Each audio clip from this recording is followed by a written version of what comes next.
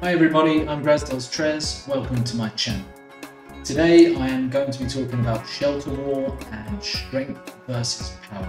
But just before I do, can I ask you please just to take a look at these social media links, give my Facebook page a follow, join my Discord channel, a follow on Twitch is free, and if you want to support my content you can do so at buymeacoffee.com. So let's get into the video. Hey you, make sure you subscribe to the channel, hit the button and leave a comment.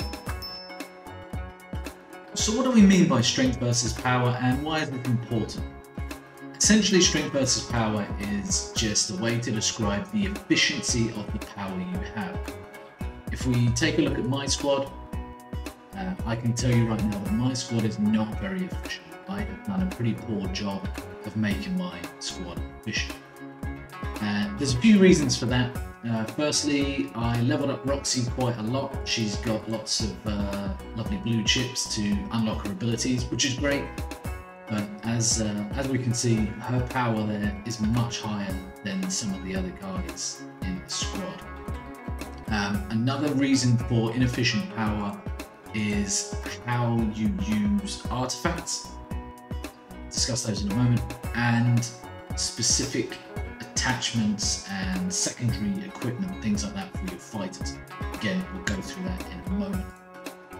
This is important because the Doom Dome is based on the power of your squad and it scales up. So on level 2 here you can see, you can probably just see that I fought 3 people here that are 114,000 power, and that's going to increase all the way up until the higher levels. So if your power efficiency, your strength, is not good, you're going to find it really hard in the Doom Dome. I'm going to take a look now at some ways to be more efficient with your power. Something else we want to consider when we are adding secondary items to our fighters is the tier of the item that we use. Now, for the example here, I'm using the goggles for an engineer. At the basic common level, it has the engineering attribute, which is what we want. We want to add as much engineering to our engineer as possible. But we also want it to be efficient. So if we look here at the common level, for an increase of 664 power over a naked fighter, we are getting 478 engineering. At the other end of the scale, and I haven't included legendary here because if you've got legendary, you're almost certainly going to be using it. But for, say, an epic set of eyeglasses, we are getting 643 engineering for 1,250 power. Now, on the face of it, we're saying we're getting a lot more engineering. We're not too worried about the power. But if we look at this number here at the bottom, we can see that for every 1 engineering, it is costing us 1.389 power. And that's increasing through the tiers of the item. So it is less efficient. So here we are getting roughly 170 extra engineering, but it's costing us almost twice as much power. So it is inefficient power usage. As we just saw with these secondary items on our fighters, it's very important to consider what we are attaching to our fighter. I will try and make this sheet available in the description below. Now this is based largely on my opinion, so there's not a lot of factual evidence in here. A couple of things to start with. There are what I've called pure attributes: health, physical damage and engineering. And energy. What I mean by this is 1 health equals 1 health, 1 engineering equals 1 engineering. So theoretically, not considering the efficiency point of view, the higher those are, regardless. Threshold value at percentage attributes. That sounds a lot more complicated than it actually is. But the physical armor, energy armor, crit and dodge work off of, you have to hit a certain number before you get a percentage increase. So let's say at 0, you're getting 0% of those. Okay?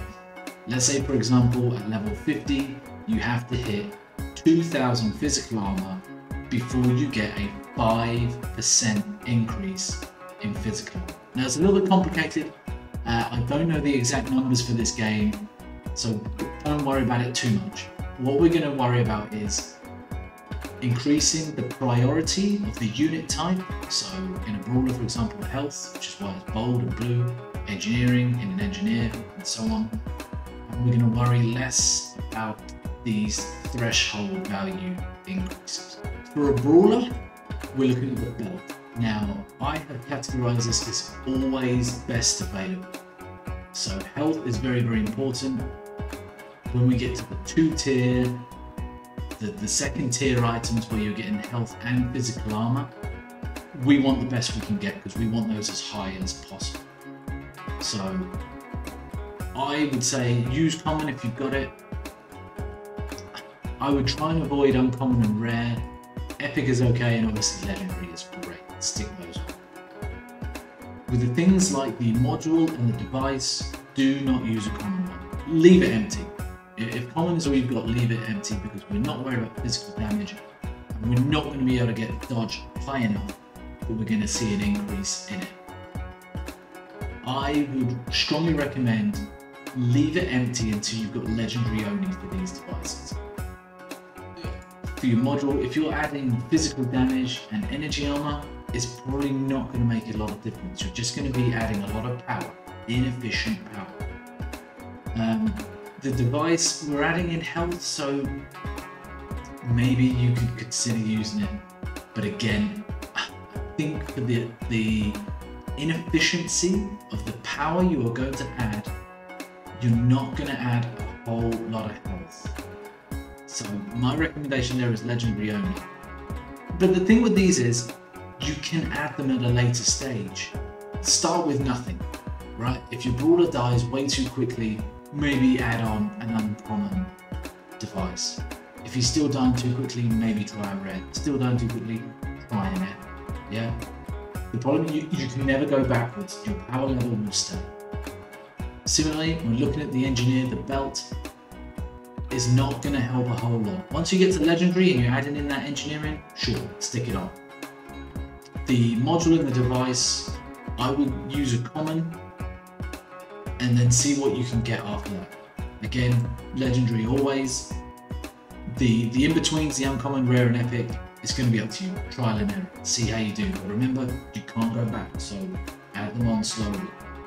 And with the sniper, we just want that physical damage.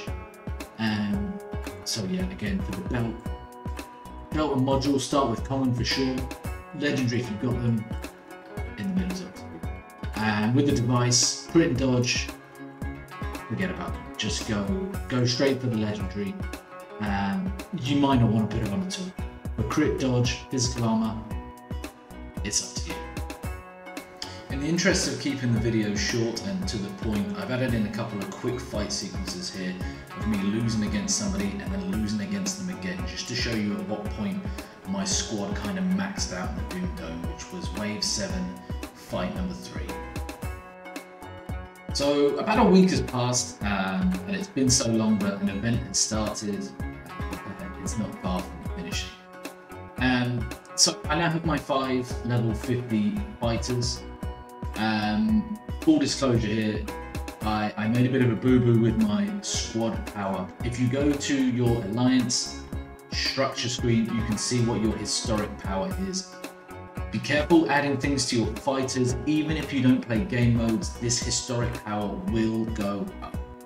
I think you can either move the fighters out of the barracks or strip them all naked and add things on, but it's definitely something to look out. I've been playing the Doom Dome today, and to get as far as I could without any boosters, I died twice on wave, I think 5.1, something like that, after I got the initial Doom Dome chest. So as my historic power is already at 141,000, I have added on a couple of minor bits. I think they kind of illustrate my point, although not being purely scientific. I've added in a common belt to give my brawler some extra power, and on my sniper I've added also a common belt just to give a little bit of physical damage out of there. And what that's meant is that I went from dying on wave I get 6.1 after the chest. I won all those 3 in wave 6, and I've now won 2 in wave 7 without any boosters. So now I'm going to play Sochi, I guess, here, my 7.3 wave, as I did previously, and let's see how it goes. I'm just going to slow this down. What I found is in the recent battles, that little bit of extra health is just keeping my brawler alive long enough that Roxy can usually get off 2 of her ability attacks. A lot of my squad's looking quite weak here. Let's see what this missile does. That's pretty good. Okay, so we win that first time. Pretty happy with that. Running out of water as well, but let's see how.